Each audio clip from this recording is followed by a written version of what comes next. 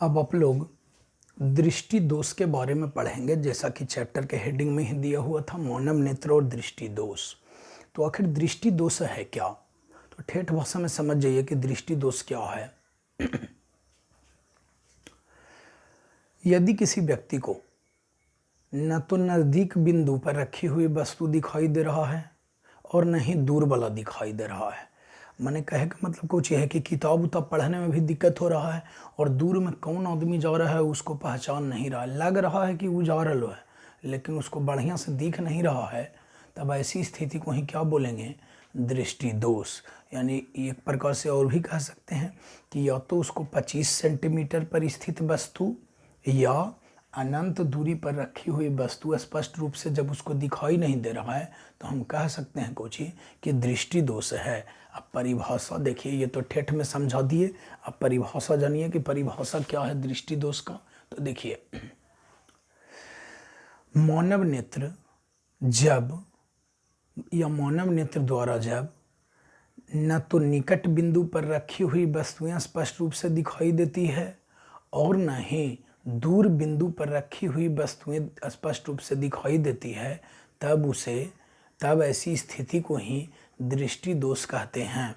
तब ऐसी स्थिति को ही दृष्टि दोष कहते हैं। अब वह याद रखी है कि दृष्टि दोष 4 प्रकार के होते हैं।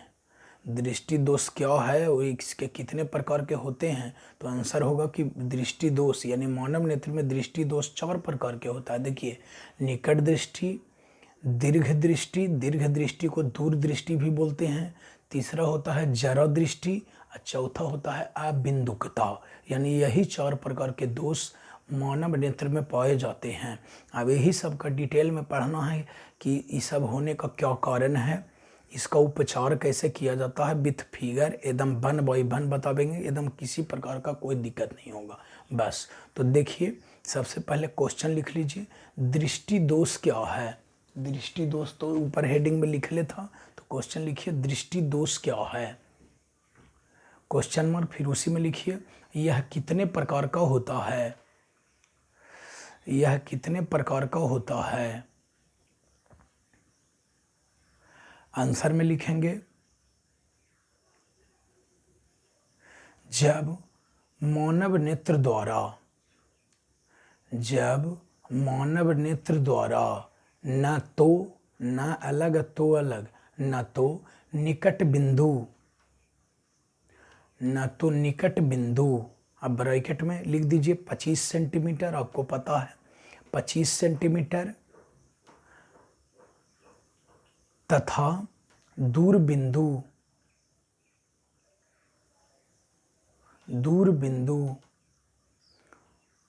ब्रैकेट में लिखिए अनंत पर स्थित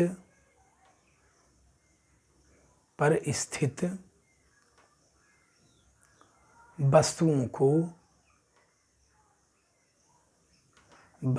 को स्पष्ट रूप से देखा नहीं जाता है,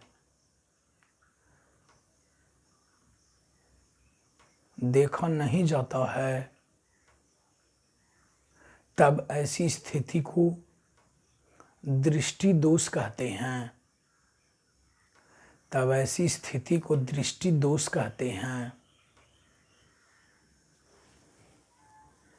पैराग्राफ चेंज करिए, लिखिए दृष्टि दोष मुख्यतः 4 प्रकार के होते हैं।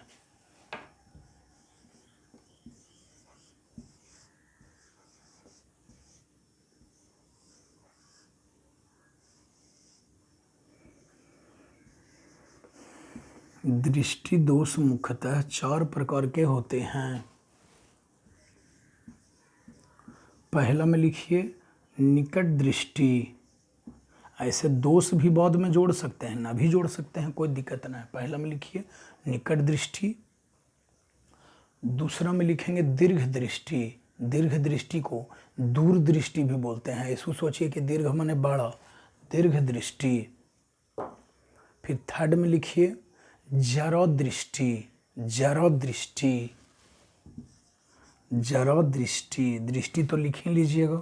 फिर चौथा में हो जाएगा अबिंदुकता, अबिंदुकता। खाली 2 नंबर के क्वेश्चन ऐसे भी होता है, ऐसे भी पूछ देता है कि मानव नेत्र में होने वाले दृष्टि दोषों को लिखें। तो लिखेंगे कि मानव नेत्र में निम्नलिखित 4 प्रकार के दोष होते हैं मानव के आंख में। अब बस यही चारों का नाम लिख देना है, बस हो गया क्लियर, है ना। तो यही 4 प्रकार के दृष्टि दोष होता है। अब एकाएक ही हम सबका डिटेल पढ़ेंगे कि क्या है, इसका कारण क्या है, उसका उपचार क्या है। तो क्वेश्चन नंबर अगला में लिखेंगे, शुरू से ही स्टार्ट करते हैं। लिखिए, निकट दृष्टि क्या है, चाहे दोष भी हो सकता है। निकट दृष्टि क्या है, निकट दृष्टि क्या है, उसी में लिखिए इसके कारण तथा उपचार का वर्णन करें। इसके कारण तथा उपचार का वर्णन करें। पहले समझिए कि निकट दृष्टि किस कहते हैं, किसको। देखिए, जब मानव नेत्र है, मानव नेत्र है और मानव नेत्र में क्या है कि निकट वाला वस्तु दिखाई दे रहा है और दूर वाला वस्तु दिखाई नहीं दे रहा है, तब उसको कहते हैं निकट दृष्टि या निकट दृष्टि दोष कहते हैं। यानी कोई व्यक्ति है, उसको निकट वाला वस्तु दिखाई दे रहा है लेकिन दूर वाला वस्तु स्पष्ट रूप से दिखाई नहीं दे रहा है, तो समझिए कि उसको कौन सा दोष है, तो निकट दृष्टि दोष। अब यही ऑब्जेक्टिव में करके पूछ देता है कि निकट दृष्टि दोष से पीड़ित व्यक्ति को दिखाई देती है, तो दिखाई देती है तो आंसर होगा निकट की वस्तुएं। अब इसी को उलट के पूछेगा कि निकट दृष्टि दोष से पीड़ित व्यक्ति को दिखाई नहीं देता है, तो दिखाई नहीं देता है तो दूर की वस्तु दिखाई नहीं देता है, यही याद रखना है। यानी निकट दृष्टि दोष, सुनो ऐसे पढ़ने में लग रहा है कि निकट दृष्टि दोष मतलब निकटे में दोष है, तो नहीं। निकट दृष्टि दोष में निकट वाला दिखाई देता है और दूर वाला दिखाई नहीं देता है, यही बात है। तो लिखिए, पहले ऊपर में कह रहा है कि निकट दृष्टि दोष क्या है, तो पहले परिभाषा लिखिए, फिर चित्र से बताएंगे। लिखिए आंसर में, मानव नेत्र में, मानव नेत्र में होने वाला ऐसा दोष, मानव नेत्र में होने वाला ऐसा दोष जिससे पीड़ित व्यक्ति को, पीड़ित माने ग्रसित, जिससे पीड़ित व्यक्ति को निकट की वस्तुएं तो, जिससे पीड़ित व्यक्ति को निकट की वस्तुएं तो स्पष्ट रूप से दिखाई देती है, निकट की वस्तुएं तो स्पष्ट रूप से दिखाई देती है, लेकिन दूर की वस्तुएं, लेकिन दूर की वस्तुएं स्पष्ट रूप से दिखाई नहीं देती है, उसे निकट दृष्टि कहते हैं, या दोष भी लिख सकते हैं, सब बात बराबर है। उसे निकट दृष्टि कहते हैं। हो गया परिभाषा। अब निकट दृष्टि का कारण क्या है और उपचार क्या है, ये आपको हम चित्र के द्वारा बता रहे हैं। देखेंगे अच्छा से ध्यान देके, बता ही दिए कि निकट दृष्टि क्या है। तो उसमें यह मानव नेत्र में पाया जाने वाला ऐसा दोष है जिससे पीड़ित व्यक्ति को निकट की वस्तुएं स्पष्ट रूप से दिखाई देगी लेकिन दूर की वस्तुएं स्पष्ट रूप से दिखाई नहीं देगी। अब इसका कारण पढ़ेंगे कि इसका क्या रीजन है, फिर इसका सुधार पढ़ेंगे कि कैसे इसको हम सुधार करेंगे।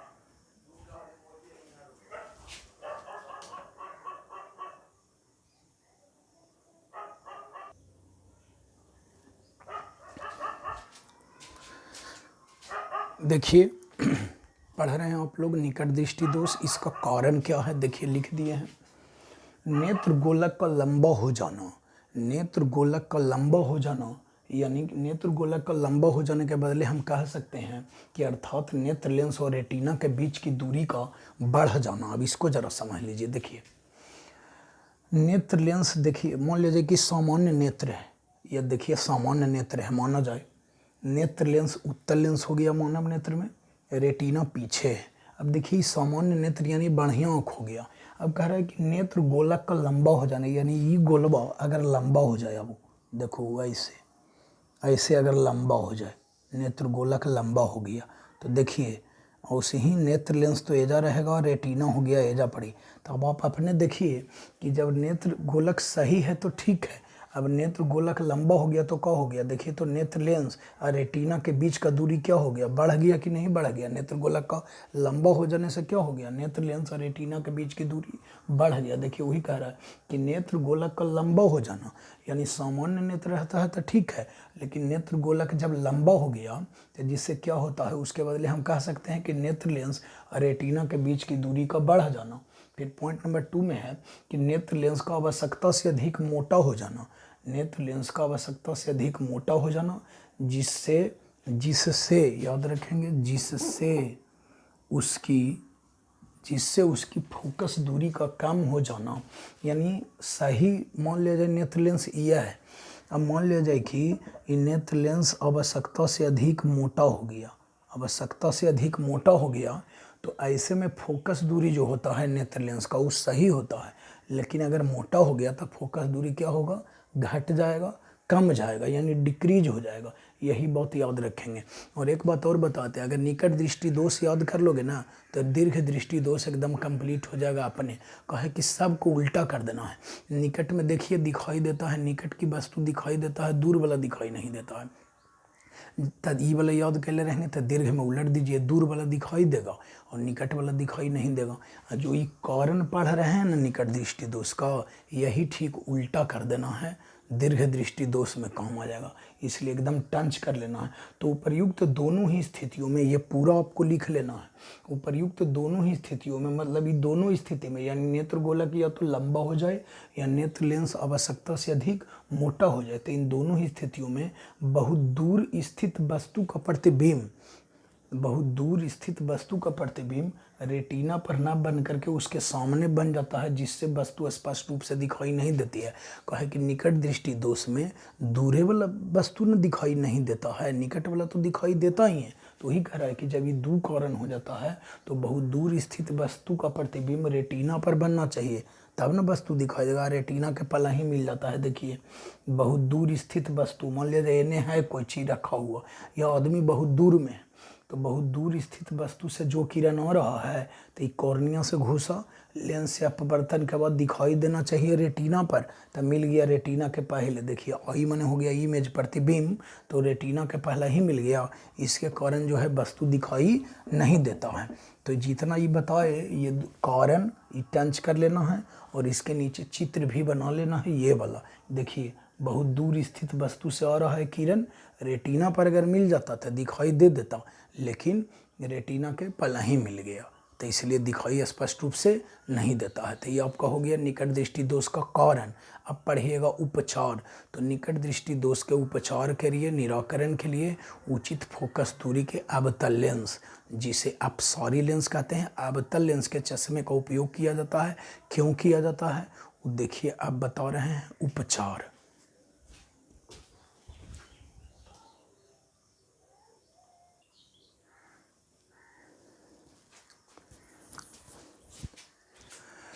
आप लोग कारण पढ़ लिए हैं कि निकट दृष्टि दोष होने के क्या क्या कारण हैं।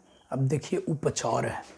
देखिए उपचार में क्या लिखना है कि निकट दृष्टि दोष को दूर करने के लिए उचित फोकस दूरी के अवतल लेंस, यानी अवतल लेंस को कहते हैं, जानबे करते हैं, अपसारी लेंस के चश्मे का उपयोग किया जाता है। एकदम अति इम्पोर्टेंट क्वेश्चन है कि ऑब्जेक्टिव में आता है कि निकट दृष्टि दोष को दूर करने के लिए निकट दृष्टि दोष को दूर करने के लिए किस लेंस के चश्मे का उपयोग किया जाता है, तो आंसर होगा अवतल लेंस। बस खाली यही याद रखना है। लेकिन अब थ्योरी पढ़ रहे हैं तो काहे अवतल लेंस के यूज किया जाता है ये पढ़ना है। तो देखिए निकट दृष्टि दोष को दूर करने के लिए उचित फोकस दूरी के अवतल लेंस यानी अपसारी लेंस के चश्मे का उपयोग किया जाता है। क्यों किया जाता है, तो देखिए क्योंकि अवतल लेंस दूर स्थित वस्तु से आने वाली समांतर किरणों को क्योंकि अवतल लेंस दूर स्थित वस्तु से आने वाली समांतर किरणों को, आपको पता है कि निकट दृष्टि दोष में निकट वाला वस्तु दिखाई देता है लेकिन दूर वाला वस्तु दिखाई नहीं देता है। तो अवतल लेंस क्या करता है, तो देखिए कह रहा है कि अवतल लेंस दूर स्थित वस्तु से आने वाली समांतर किरणों को, अब देखिए ये मानव का नेत्र हो गया, अंदर में तो उत्तल लेंस रहबे करता है अंदर में। अब चश्मा हम लोग लगाते हैं कहाँ, तो बाहर में लगाते हैं चश्मा, तो देखिए बाहर में लग गया कुछ, अवतल लेंस जानबे करते हैं, देखिए बीच में पतला है और किनारे पर मोटा है, तो चश्मा आँख के बाहर लगता है, अंदर में तो उत्तल लेंस रहबे करता है, बतेबे किए। तो देखिए अवतल लेंस ये क्या कर देता है कि दूर स्थित वस्तु से आने वाली समांतर किरणों को, देखिए अभी बता रहे थे पीछे जो मिटारे कारण में कि समांतर किरणों जब आती है अनंत दूरी पर से स्थित वस्तु से आने वाली प्रकाश की किरणें जब आती है तो इसको मिलना चाहिए रेटिना पर, लेकिन कट जाता है रेटिना के सामने या पहले ही।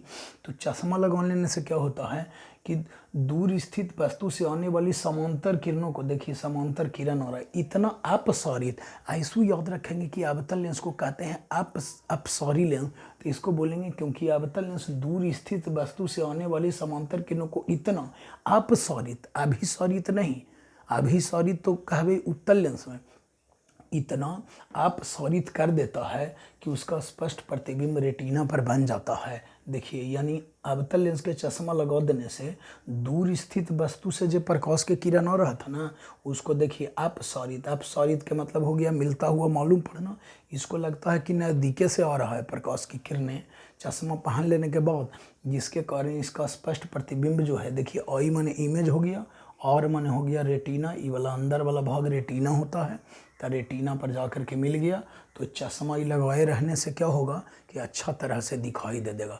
यानी निकट दृष्टि दोष में निकट वाला तो वस्तु दिखाई दे ही रहा था, दूर वाला दिखाई नहीं दे रहा था कि दूर में क्या कौन जा रहा है नहीं जा रहा है। तो दूर स्थित वस्तु को अगर देखना है, दूर स्थित वस्तु को अगर देखना है तो हमें अवतल लेंस का चश्मा चाहिए, तो आराम से दूर स्थित वस्तु भी दिख जाएगा हमें, है ना। अब देखिए वो क्वेश्चन नंबर अगला लिख लीजिए, चूँकि अंदर में ऐसे ही लिखा हुआ है तो ये वाला उपचार लिख लेने के बाद नीचे चित्र भी बनाना है, क्योंकि जहाँ पर इम्पोर्टेंट हो वहाँ पर चित्र निश्चित रूप से बनाया जाता है। तो ये चित्र को आप लोग बना लीजिए। अब एगो क्वेश्चन लिख लीजिए, क्वेश्चन है कि निकट दृष्टि दोष को दूर करने के लिए, निकट दृष्टि दोष को दूर करने के लिए अवतल लेंस का उपयोग, उपयोग या प्रयोग है क्या हुआ, अवतल लेंस का उपयोग क्यों किया जाता है, अवतल लेंस का उपयोग क्यों किया जाता है। तो आंसर में लिखेंगे निकट दृष्टि दोष को दूर करने के लिए,